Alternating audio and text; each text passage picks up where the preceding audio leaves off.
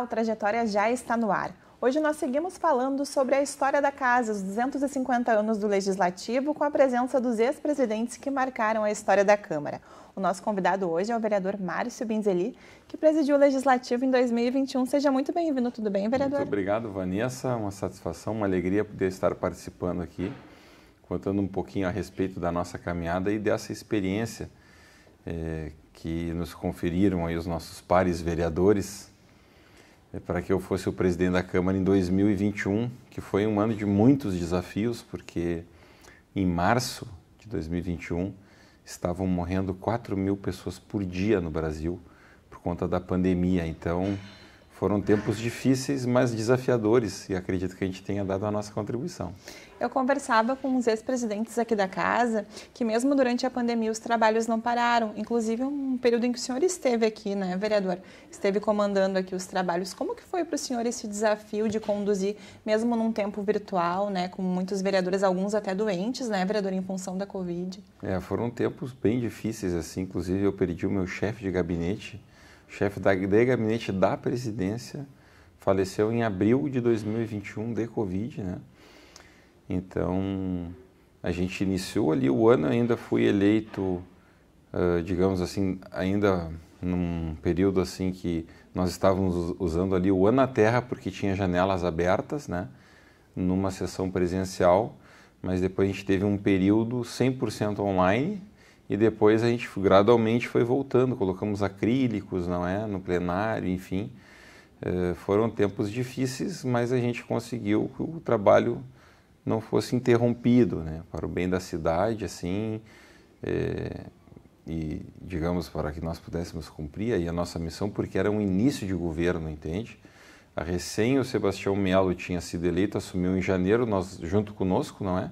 Para mais uma legislatura, em que pese a nossa ser de uma sequência, e o início da legislatura na prefeitura era uma renovação, era uma troca. Então, os desafios são grandes, porque aí vem um novo conceito. Ali já no início a gente criou, por conta inclusive ali da, digamos assim, da reorganização, uma Secretaria de Regularização Fundiária, que eu acho que também foi acertado, né? Porque acredito que é fundamental essa parte da habitação, as pessoas vivem nas suas casas, elas moram em casa, não é? Então, é importante que os governos tenham uma política pública que priorize a questão da habitação, e é um tema que afeta, digamos assim, a questão profissional minha também, enquanto advogado, enquanto corretor de imóveis e presidente do Conselho. Com muita honra também estou no 3º mandato frente ao Conselho Regional dos Corretores de Imóveis, não é?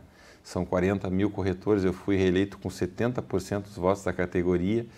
Então, são 2 desafios muito bacanas, mas foram tempos difíceis. Ali a gente adiantou uma devolução de receita que geralmente se faz no fim do ano. A gente aportou 8 milhões em fevereiro para auxiliar também. Nós estávamos assim com um overbook, superlotação nos hospitais, e as pessoas ansiosas porque se ficasse doente não ia ter vaga, aquelas coisas assim, né? Foi um nível tenso, um momento difícil. Mas, ao mesmo tempo, nós tivemos grandes avanços importantes, eu acho que na parte tecnológica da Câmara em especial. A gente renovou todo o parque tecnológico da Câmara. Foi assim, era quase que uma situação sine qua non, porque o desafio do Legislativo era se modernizar, porque tudo estava acontecendo praticamente online, né? As pessoas passaram, inclusive, a criar ambientes de escritório nas suas residências. Até hoje eu acho que ficou um pouco assim da metodologia online. Essa semana ainda aqui na casa nós tivemos ali uma discussão sobre se vamos continuar híbrido ou se vamos terminar com a parte online, né, dos trabalhos nossos aqui. Mas na própria prefeitura tem muita gente hoje trabalhando por produtividade, né? Foram novos conceitos assim que passaram a ser avaliados por conta da necessidade. Às vezes a necessidade nos impõe realidades, né? Então são os desafios que a vida às vezes nos prega e nos põe a fogo, assim, a ferro e fogo, né? Nos provando assim. Mas foram momentos importantes, eu diria assim também. Nós conseguimos trazer, eu acho que uma modalidade importante que estava assim meio retraída na Câmara foi o retorno dos estagiários. Porque às vezes um estagiário, até aqui na área de vocês, né, um estagiário de comunicação, né? Ele aprende e aí daqui a um pouco ele arruma uma oportunidade, né? Hoje aqui, né, a gente está aqui na Câmara, mas a Larissa está aqui fazendo umas fotos assim. Ela era estagiária, hoje ela é funcionária da Câmara, porque ela se destacou, ela teve uma oportunidade. Alguns, por incompreensões, entenderam que não era o caso, que o Legislativo tivesse estagiários, mas eu defendi que era importante. Então, existe um normativo, existe um número que a legislação prevê, no comparativo e no percentual relativo ao número de servidores, não é? Então, aquele número de estagiários que a lei permite, vamos incentivar, porque são muitas as áreas e às vezes é importante. Na área da TI, na área da comunicação, na área administrativa, setor de RH, quer dizer, a Câmara ela é quase maior que muitos municípios, o seu orçamento, né? Eu acho que o plano plurianual também, que foi aprovado, com a inclusão, né, de um aporte importante de recursos para a Câmara, nós fizemos uma previsão para os 4 anos vindouros, né? Porque o plano plurianual, no primeiro ano, a gente vota os 4 próximos anos, né? Então, ele acaba pegando o primeiro ano da próxima legislatura. No caso, no meu ano, eu ainda estava com o orçamento antigo. Então, eu trabalhei com 25% a menos de orçamento. Mais um desafio. Então, foi um desafio aumentar em 25%, né, o orçamento, entendeu? Então, para os próximos 4 anos. Então, acho que isso foi um momento importante também, que já tinha, digamos assim, na sequência, uma necessidade que era imperativa, que era a realização de um concurso. Então, o último ato meu como presidente foi assinar o concurso, né? Claro, depois as provas foram realizadas já na gestão do Sequim, né?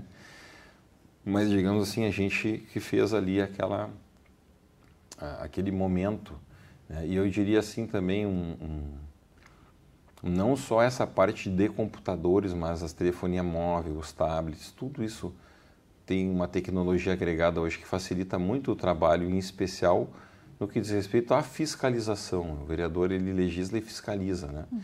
Então, acho que esse também foi um ponto alto aí da nossa gestão como presidente de 2021.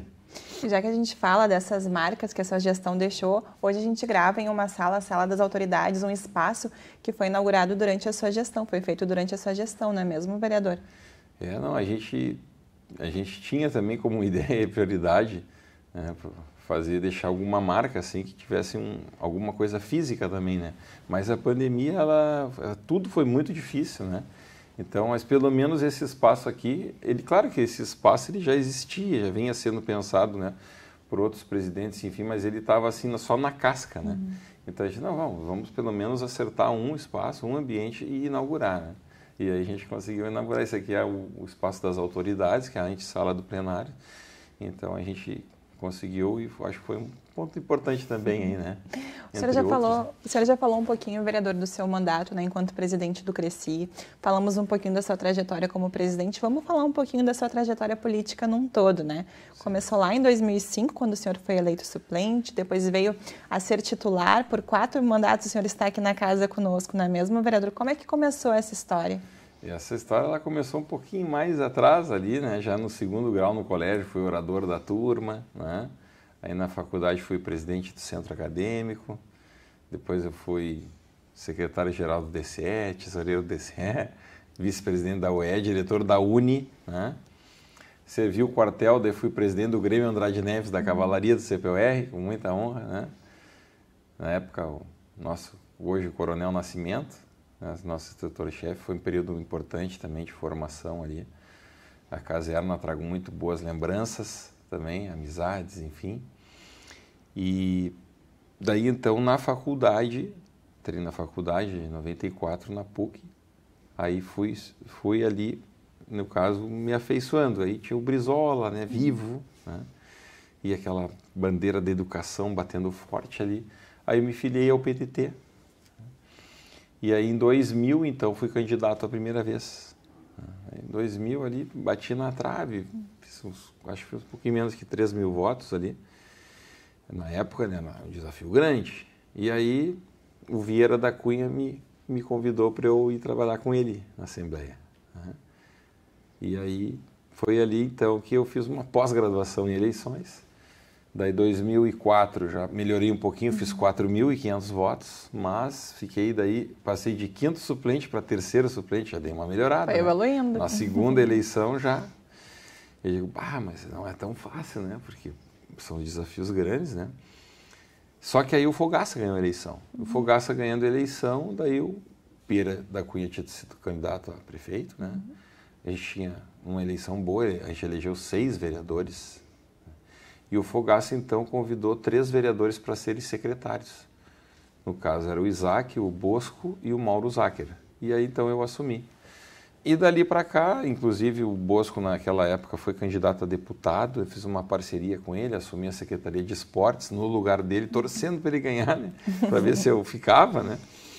Mas ele não se elegeu, é claro, ele tinha uma parceria ali, ele era secretário, ele voltou, eu segui no mandato aqui na Câmara, e daí, claro, no último ano o Mauro Zacher voltou para concorrer, todos eles voltam para concorrer no mandato, né?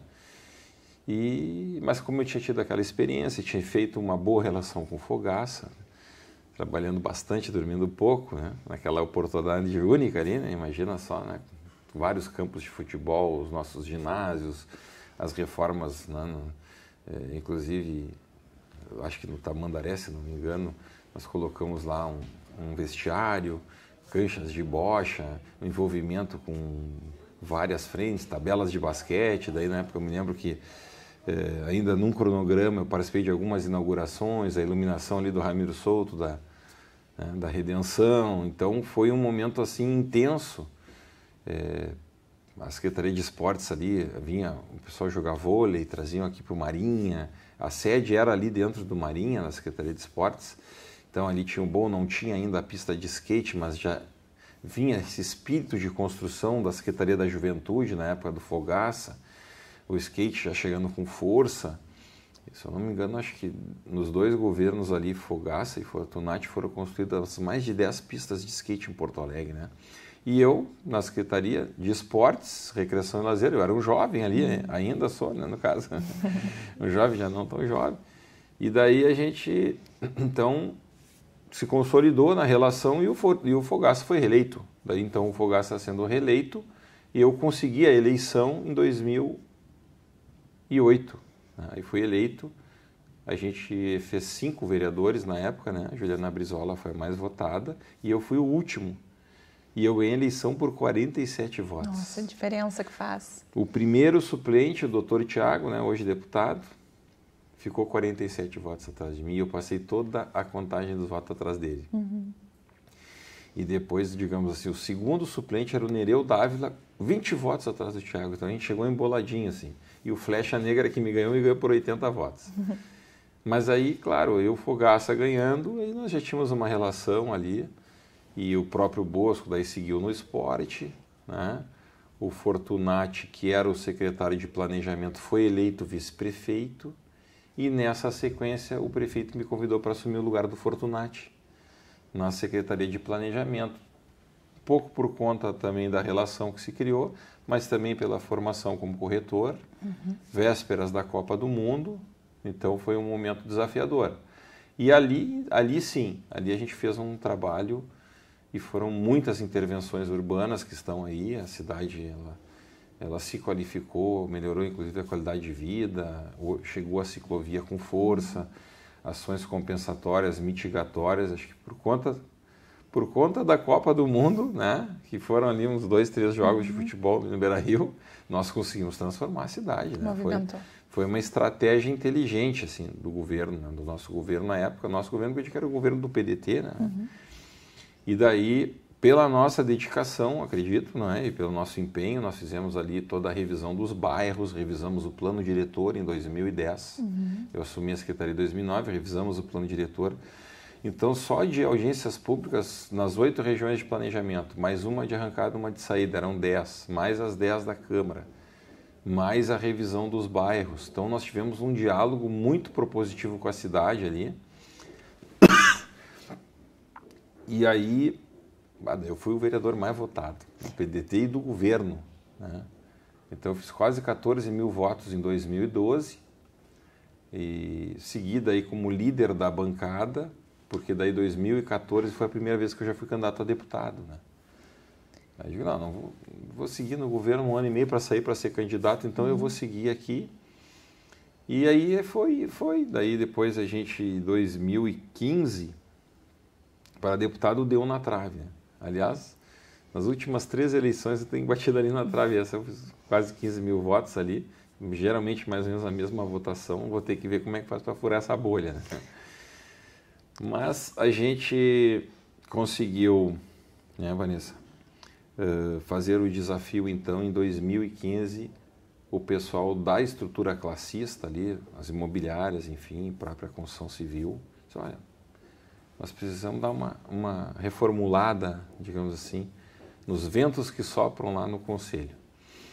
E daí o Cresci tinha eleição, o grupo que estava lá já estava há 12 anos lá, né? E daí eles me conversaram comigo, de não, vamos lá, vamos fazer o desafio, porque o meu avô era corretor de imóveis, É de família. Falecido, meu pai é corretor de imóveis, né? A gente vem de uma família de corretores, não, vamos fazer com bastante dedicação aí, para marcar bem, fazer uma boa gestão a capricho. E daí a gente ganhou a eleição em 2015 e de lá para cá já fui reeleito mais 2 vezes, né? No nosso coletivo lá, a gente não muda muito assim, né? As imobiliárias maiores estão ali conosco, né? A Guarida, a Auxiliadora, a Remax, entre outras, no estado todo também, uma rede muito ampla, né?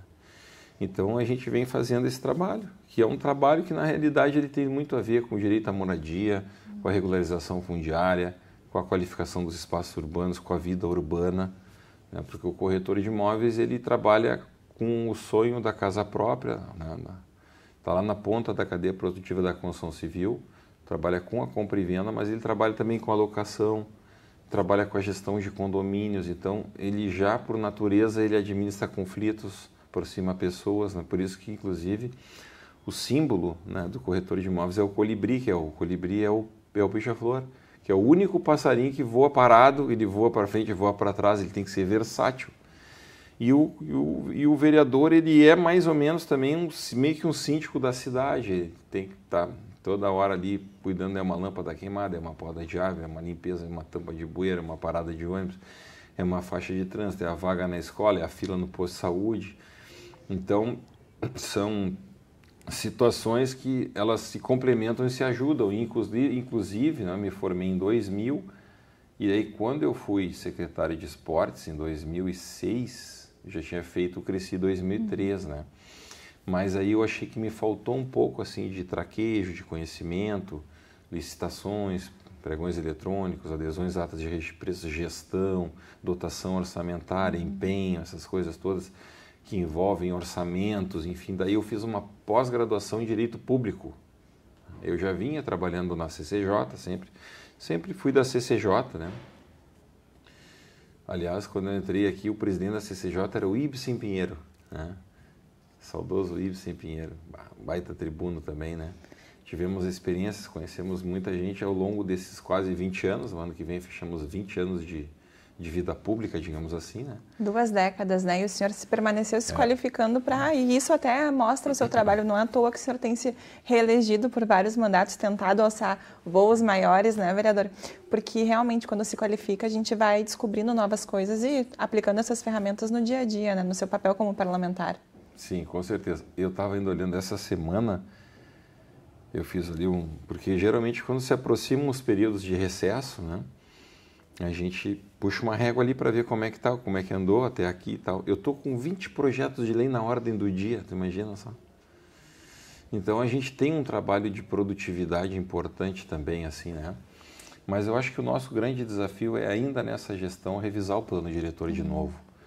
É que a cidade ainda tem algumas situações, aí o transporte coletivo está sofrendo uma crise sem precedentes, não é?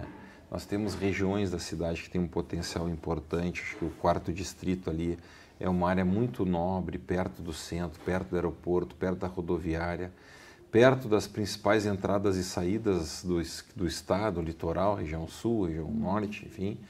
Segundo andar já dá vista para o Guaíba, né?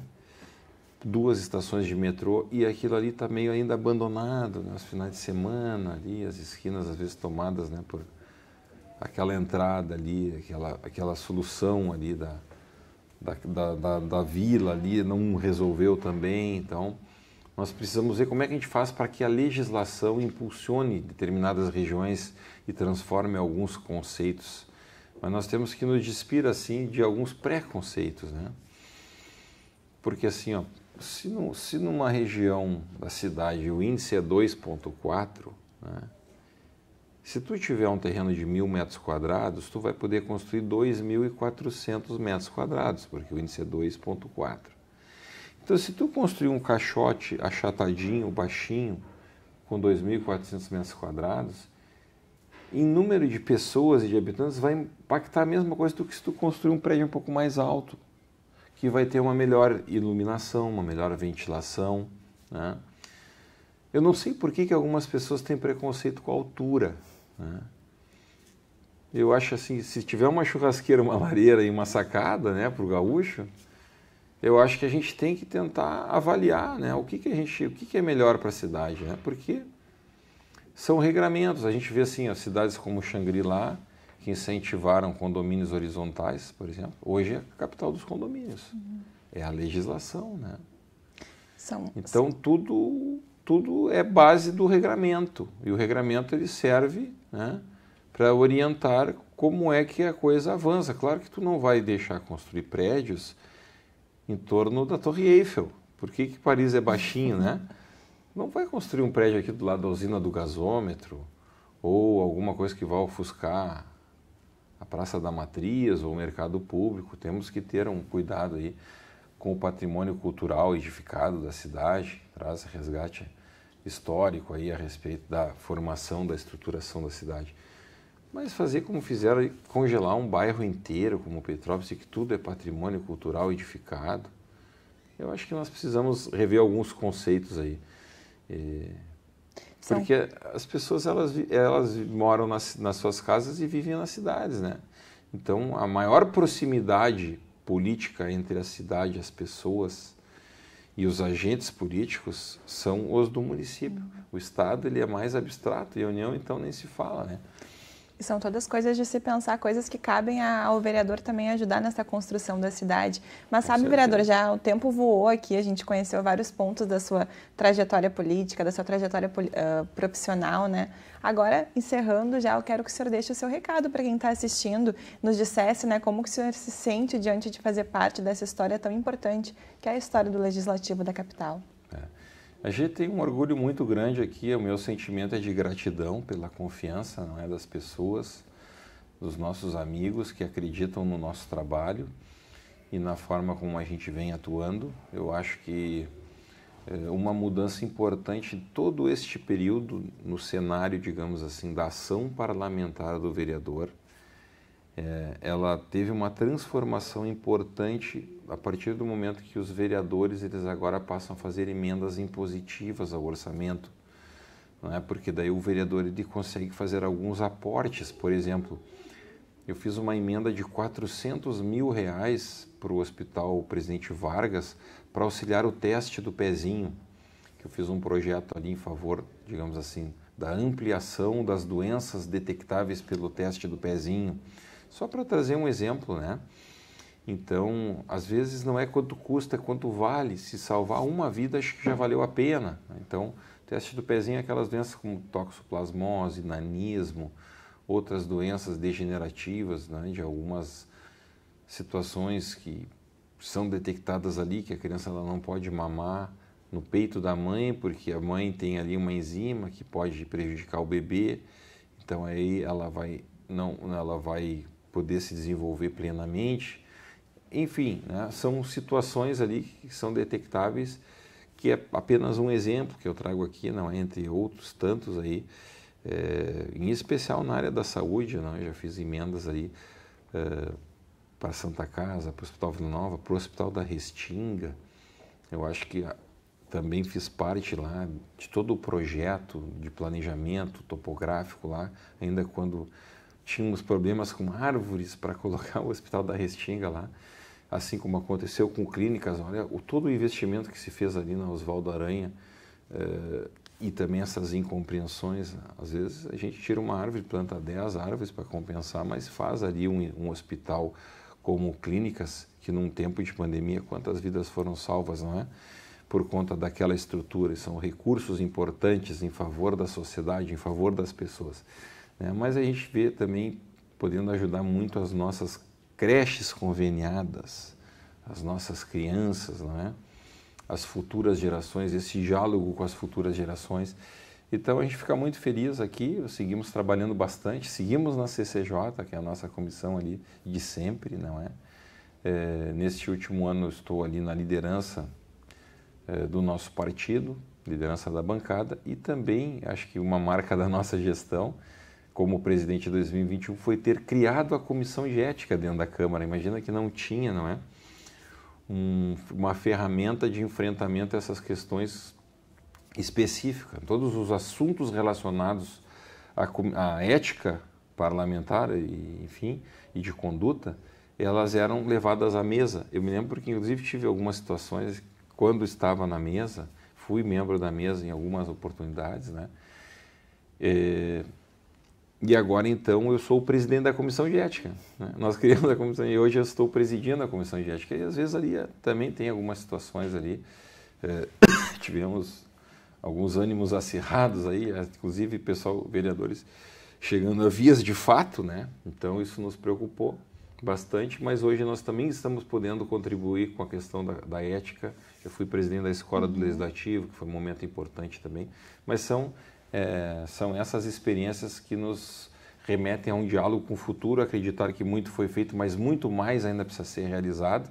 Grandes são os desafios e nós estamos preparados para enfrentá-los e dar a nossa contribuição em favor das pessoas, em favor da cidade. Perfeito, vereador. Muito obrigado por compartilhar a sua história conosco. Fico muito feliz em poder receber o senhor aqui. Muito obrigado e um bom trabalho. Um trabalho, obrigado.